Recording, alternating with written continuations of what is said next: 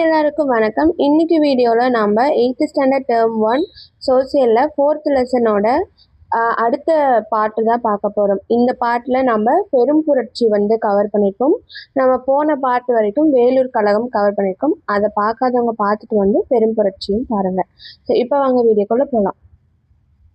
இப்போ வேலூர் கழகம் 1806 நடக்குது. ஆனால் பெரும் புரட்சி 1857 தான் நடக்குது.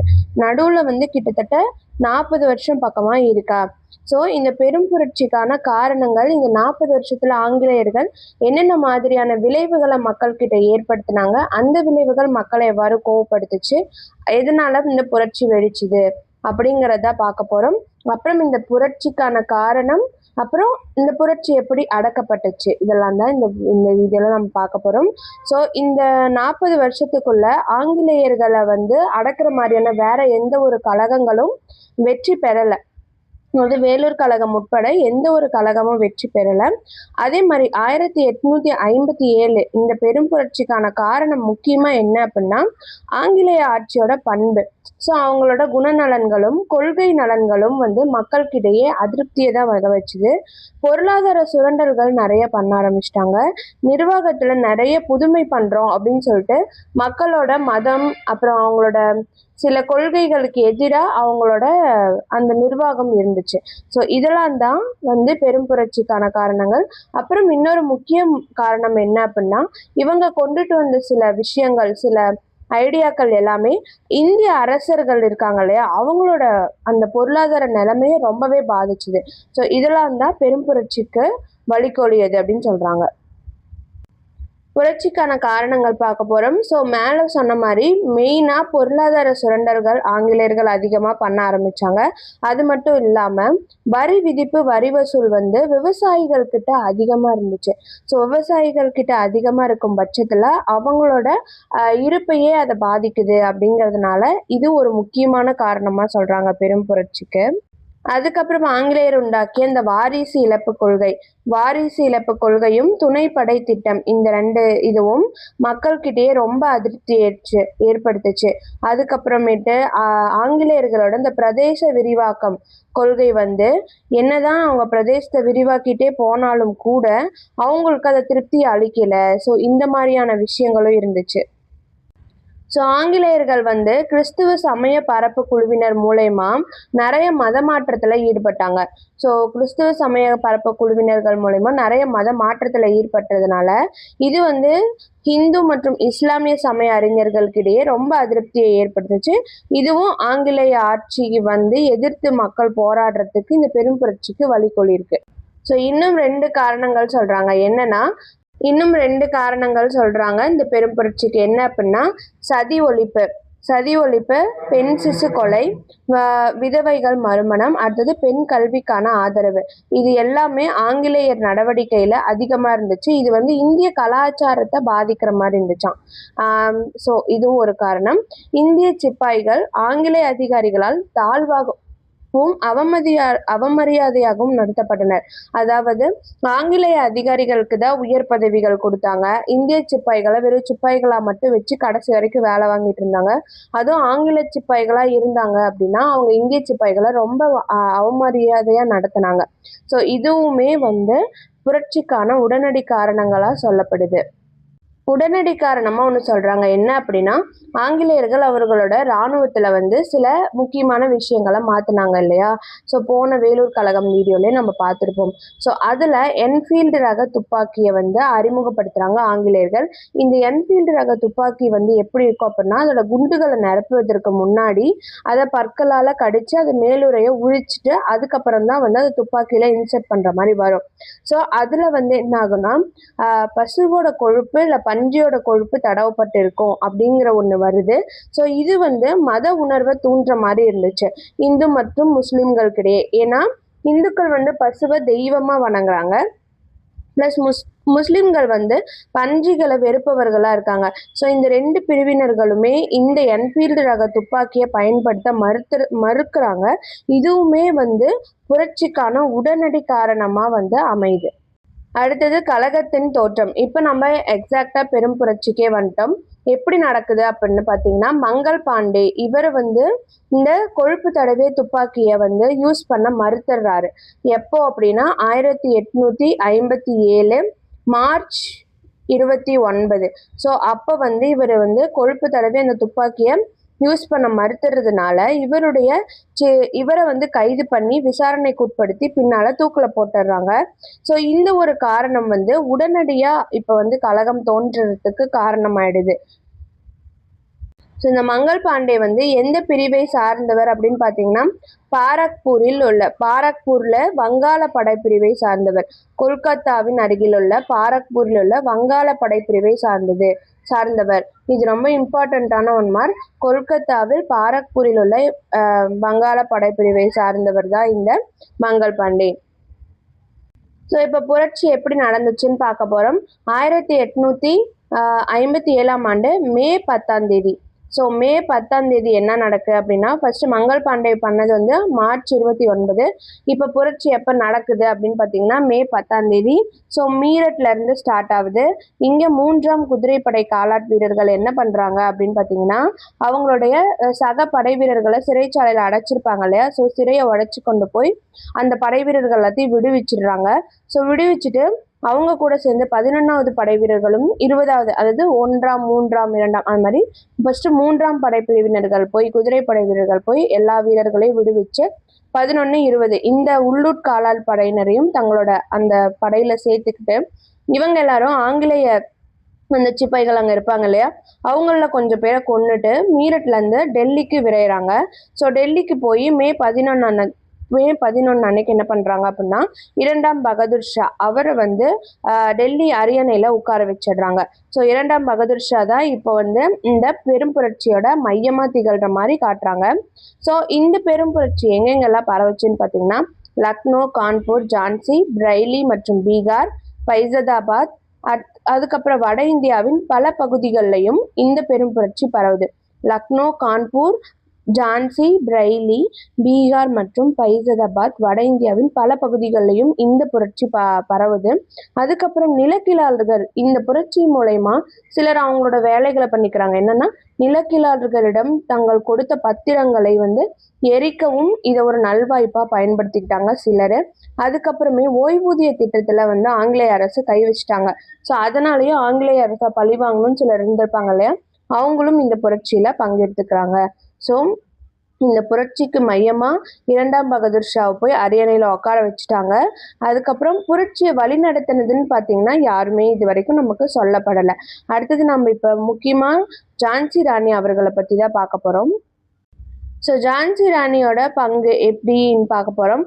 மத்திய இந்தியாவில் இந்த பெரும் புரட்சியை வழி நடத்திட்டு போனது யார் அப்படின்னா ராணி லக்ஷ்மிபாய் தான். இவங்க ஜான்சியோட ராணி. ஸோ ராணி லக்ஷ்மிபாய் என்ன பண்ணுறாங்க அப்படின்னா, அவங்களோட இடத்த ஜான்சியை வந்து சர் ஹக்ரோஸ் அப்படிங்கிறவர் வந்து கைப்பற்றுறாரு. அங்கேருந்து ஜான்சி ராணி தப்பியோடி குவாலியர் படைகளோட சேர்ந்து அங்கே தாந்தியா தோப் அப்படிங்கிறவரோட இணைங்கிறாரு. ஸோ இந்த தாந்தியா தோப் மற்றும் ஜான்சி ராணி இவங்க 2 பேருமே வந்து படை பண்ணிட்டு இருக்காங்க, போர்ல இருக்காங்க. ஸோ அந்த டைம்ல 1858 ஜான்சி ராணி கொல்லப்படுறாங்க போர்ல. தாந்தியா தோப் தப்பிச்சு ஓடி போயிடுறாரு. பட் அவரையும் கைது பண்ணி மறுபடியும் தூக்குல போட்டுடுறாங்க. ஸோ 1857 மத்திய இந்தியாவில் படையெல்லாம் வழி நடத்திட்டு போய் போர் பண்ணது யாரு அப்படின்னா ஜான்சி ராணி தான். ஸோ இவங்களை வந்து துணிச்சலானவர், அதனால தான் இவங்களை வந்து துணிச்சலானவர் ப்ளஸ் இவங்க தான் முதல் பெண்ணும் கூட. ஸோ அப்படின்னு சொல்கிறாங்க. ஸோ புரட்சி இப்போ எவ்வாறு அடக்குறாங்க அப்படின்னு சொல்லிட்டு பார்க்குறோம். இந்த புரட்சியும் வந்து தோல்வியில தான் முடியுது. கவர்னர் ஜெனரல் கானிங் பிரபு இருக்கார் இல்லையா, ஸோ அவர் என்ன பண்ணுறாரு அப்படின்னா சென்னை, பம்பாய், இலங்கை இந்த இடத்துல இருந்தெல்லாம் மற்றும் பர்மா, ஸோ இந்த இடத்துல இருந்தெல்லாம் படைகளை வர வைக்கிறாரு. ப்ளஸ் சீனாவில் இருந்த ஆங்கிலேய படைகள், ஆங்கிலேயர்களுக்கு ஒவ்வொரு இடத்துலையும் படைக்குழு இருக்கும் இல்லையா, ஸோ அந்த படைக்குழு எல்லாத்தையும் சீனாவிலேருந்து கல்கத்தாவுக்கு வர வைக்கிறாரு. ப்ளஸ் சீக்கிய படைகள் எல்லாத்தையும் ஒருங்கிணைச்சு அவர்களுக்கு வந்து டெல்லிக்கு நீங்கள் போய் அங்கே இருக்கிற இதை மீளுங்க அப்படின்னு சொல்லிட்டு சொல்கிறாரு. ஸோ கானிங் பிரபு என்ன பண்ணுறாரு, சென்னை, பம்பாய் மற்றும் இலங்கை, பர்மாவில இருந்து படைகளை வர வைக்கிறாரு. சீனாவில இருந்து ஆங்கிலேய படைகளை கல்கத்தாவிற்கு வர வைக்கிறாரு. ப்ளஸ் சீக்கிய படைகள் எல்லாத்தையுமே டெல்லிக்கு விரைந்து செல்லுமாறு ஆணையிடுறாரு. ஸோ இந்த மாதிரி கானிங் பிரபு வந்து திட்டமிட்டு பண்றாரு. 1857 செப்டம்பர் 20 படை தளபதி நிக்கல்சன் ஸோ வந்து யாரு எதை கைப்பற்றினாங்கிறத நம்ம பின்னாடி பார்ப்போம். அதுக்கு முன்னாடி 1857 செப்டம்பர் 20ஆம் தேதி தளபதி நிக்கல்சன் அவர்களால் வந்து டெல்லி மீண்டும் கைப்பற்றப்பட்டு பகதூர் ஷா வந்து அடியிலிருந்து இறக்கப்பட்டு அவர் ரங்கூனுக்கு நாடு கடத்தப்படுறாரு. ஸோ ரங்கூனுக்கு நாடு கடத்தப்படுறவர் 1862 இறந்து போயிடுறாரு. ஸோ அடுத்தது வந்து கான்பூரில் யார் படையை வழி நடத்திட்டு போனாங்கன்னா நானா சாஹிப். அவரும் வந்து போரில் தோற்று போயிடுறாரு. சர் காலின் கேம்பல் அப்படிங்கிறவர் வந்து கான்பூரை கைப்பற்றிட்டு நானா சாஹிப்பை தோற்கடிச்சிடுறாரு. நானா சாஹிப் நேபாளத்துக்கு தப்பி ஓடிடுறாரு. அடுத்தது அவருடைய நண்பர் தாந்தியா தோப் வந்து மத்திய இந்தியாவுக்கு வராரு. அது முன்னே பார்த்துருப்போம் இல்லையா, ஜான்சி ராணி அவங்க 2 பேரும் போரில் பண்ணுறாங்க. ஸோ போரில் வந்து ஜான்சி ராணியை கொன்னுடுறாங்க. நானா சாஹிப் தாந்தியா தோப் தப்பி ஓடி போயிடுறாரு. அப்படி தப்பி ஓடி போனவரையும் கண்டுபிடிச்சி தூக்கில் போட்டுடுறாங்க. அடுத்தது கன்வர் சிங் மற்றும் கான் பகதூர் இவங்க 2 பேருமே இறந்து போயிடுறாங்க. ஸோ அடுத்தது யாருன்னா அயோத்தி பகுதியை இது பண்ணிட்டு இருந்த படையை வழி நடத்திட்டு இருந்தவர் பேகம் ஹஸ்ரத். ஸோ இவங்க வந்து நேபாளத்துல மறைந்து வாழும் நிலைக்கு தள்ளப்படுறாங்க. அதாவது இவங்க வந்து மாட்டிக்கல, பட் மறைஞ்சு வாழ்ற நிலைமைக்கு போயிடுறாங்க. ஸோ இந்த மாதிரி கான்பூர், மத்திய இந்தியா, அதுக்கப்புறமேட்டு வந்து நேபாளம், இந்த மாதிரி எல்லா பகுதிகளிலையும் போர்கள் வந்து அங்கங்க அடக்கப்படுறதுனால 1859 பார்த்தீங்க அப்படின்னா 2 வருஷத்துல 59 பிரிட்டிஷ் வந்து அதிகாரம் மீண்டும் இந்தியா முழுவதும் நிரப்பப்பட்டது. ஸோ இவங்களோட அதிகாரம் மீண்டுமே வந்துருச்சு. இப்ப போர் வந்து தோல்விக்கான காரணங்கள், கழக தோல்விக்கான காரணங்கள் பார்க்க போறோம். ஸோ சரியான ஒருங்கிணைப்பு, கட்டுப்பாடு, அதாவது பொதுவான ஒரு திட்டம், இதெல்லாம் எதுவுமே இல்லைன்னு சொல்றாங்க. ஸோ கழகத்துல ஈடுபட்டவர்கள்ல ஆங்கிலேய படை தளபதிகளுக்கு இணையா யாருமே இல்லை. அதாவது ராணி லக்ஷ்மி பாய், நானா சாஹிப், தாந்தியா தோப் இவங்கெல்லாம் தைரியமானவர்களா இருந்தாலும் சிறந்த தளபதிகள் இல்லைன்னு சொல்லிடுறாங்க. அடுத்தது வங்காளம், பம்பாய், சென்னை, மேற்கு பஞ்சாப், அப்புறம் ராஜபுதினம் அரசுகள் இருக்கும் இல்லையா, இவங்க எல்லாரும் யாருமே புரட்சியில கலந்து கொள்ளல. ஸோ சிலர் மட்டும் போராடிட்டு இருந்திருக்காங்க. அடுத்தது நவீன கல்வி கற்ற இந்தியர்கள். ஸோ கல்வி கற்ற இந்தியர்கள் வந்து ஆங்கிலேய ஆட்சி தான் வந்து சீர்திருத்தத்தை உண்டாக்கும், நவீனப்படுத்தும் அப்படின்னு சொன்ன நம்பினதுனால அவர்களும் புரட்சியை வந்து ஆதரிக்கல. அடுத்தது சீக்கியர்கள், ஆப்கானியர்கள் மற்றும் கூர்கா படைப்பிரிவினர் ஆகியோர் ஆங்கிலேயரோட விசுவாசத்துக்கு கீழே இருந்ததுனால இவங்களும் வந்து பெரும் புரட்சியில மற்றவங்களுக்கு உதவல. ஸோ இந்த மாதிரி ஆங்கிலேய ஆட்சியோட சிறந்த ஆயுதம் மற்றும் சிறந்த தளபதிகள் அவங்களோட கூட்டு முயற்சி தான் வந்து இந்த பெரும் புரட்சி அகைன் வந்து தோல்வி தழுவிடுச்சு 2 வருஷத்துலயே அப்படிங்கிறதுக்கான காரணம். ஸோ இப்போ எந்தெந்த பகுதியை யார் யார் வந்து கைப்பற்றினாங்க அப்படின்னு பார்க்க போறோம். ஸோ கழகம் நடைபெற்ற இடங்கள், இந்திய தலைவர்கள், கழகம் அடக்கிய ஆங்கிலேய அதிகாரிகள், இந்த மாதிரியான தலைப்புல பார்க்க போறோம். ஸோ டெல்லி பார்த்தீங்கன்னா 2ஆம் பகதூர் ஷா உட்கார வச்சாங்களா. ஸோ ஜான் நிக்கல்சன் வந்து டெல்லியை திரும்ப கைப்பற்றினாரு. லக்னோ, ஸோ பேகம் ஹஸ்ரத் மஹால் இவங்க வந்து பேகம் ஹஸ்ரத் மஹால் வந்து நேபாளத்துல தப்பியோடி அந்த மாதிரி இருந்துச்சுன்னு பார்த்தோமா. ஸோ பேகம் ஹஸ்ரத் மஹால் அந்த இந்திய தலைவரை வந்து கழகத்தை அடக்கினது யாருன்னா ஹென்றி லாரன்ஸ். அடுத்தது கான்பூர்ல நானா சாஹிப் அடக்கினது யாரு? சர் காலின் கேம்பல். அடுத்தது ஜான்சி மற்றும் குவாலியர், இதுல லக்ஷ்மிபாய், தாந்தியா தோப் இவங்க 2 பேர்த்தையும் அடக்கினது யாருன்னா ஜெனரல் ஹக்ரோஸ். அடுத்தது பிரெய்லி மற்றும் பீகார். பிரெய்லியில கான் பகதூர் கான் மற்றும் பீகார்ல கன்வர் சிங் 2 பேருமே இறந்துடுறாங்க போர்ல. இவங்க 2 பேர்த்தையும் அடக்கினது யாரு அப்படின்னா பிரெய்லியில காலின் கேம்பலும், பீகார்ல வில்லியம் டைலர் இவங்க 2 பேரும் தான். ஸோ இந்த எல்லாருக்குமே என்னாச்சு நம்ம ப்ரீவியஸாவே பார்த்துட்டோம். இதுல 2ஆம் பகதூர் ஷாவை வந்து நாடு கடத்திடுறாங்க ரங்கூனுக்கு.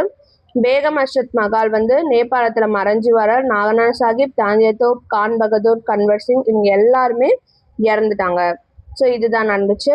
அடுத்தது வந்து கழகத்திற்கான விளைவுகள். இந்த கழகம் நடந்ததுக்கு அப்புறம் ஆங்கிலேய ஆட்சியில என்னென்ன மாற்றங்களை கொண்டு வந்தாங்க, மக்கள் புரட்சி அடுத்தது பண்ணாம இருக்கிறதுக்குன்னு தான் பார்க்க போறோம்.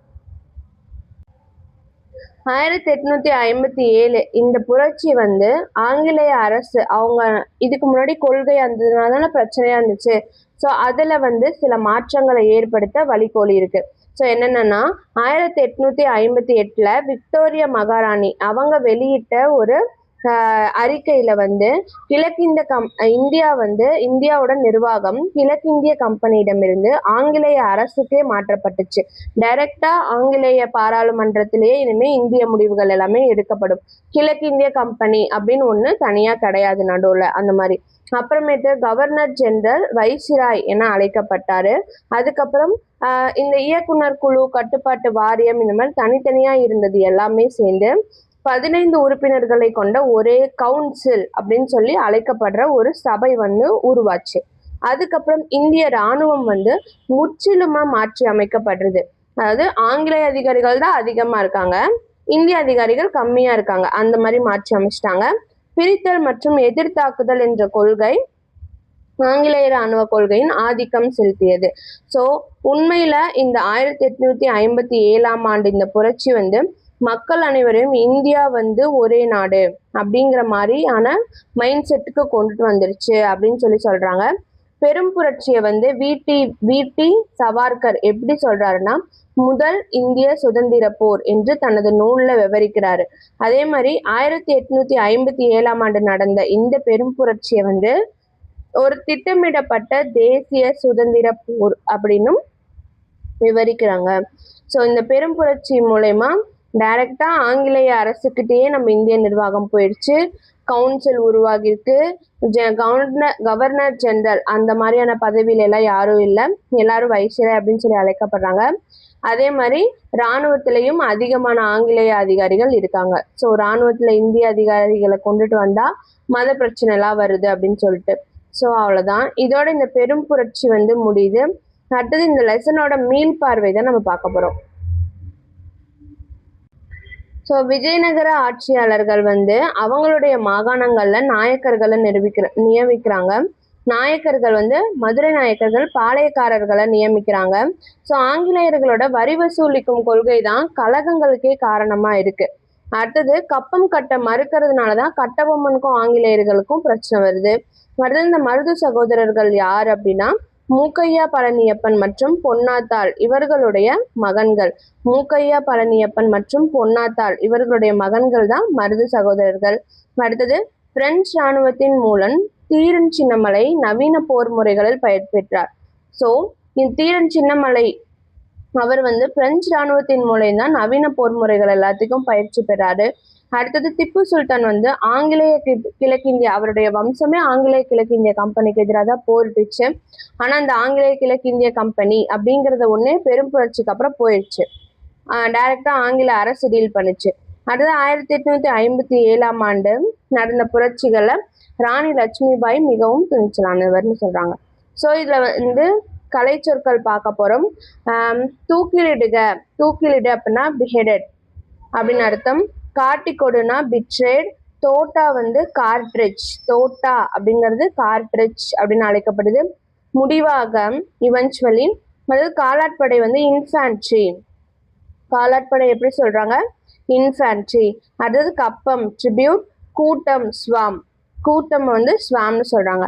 அடுத்தது இந்த லெசனோட புக் பேக் இருக்கு. நம்ம புக் பேக் எல்லாம் சேர்ந்து ஒரு வீடியோவா போடலாம். ஸோ இதோட இந்த லெசனும் முடியுது, இந்த வீடியோவும் முடியுது. ஸோ நெக்ஸ்ட் அடுத்தடுத்த லெசன் வந்து அடுத்தடுத்த வீடியோலாம் வரும். கண்டிப்பாக நம்ம சேனலை பாருங்கள், உங்கள் ஃப்ரெண்ட்ஸ்க்கும் ஷேர் பண்ணுங்க. Okay, thank you.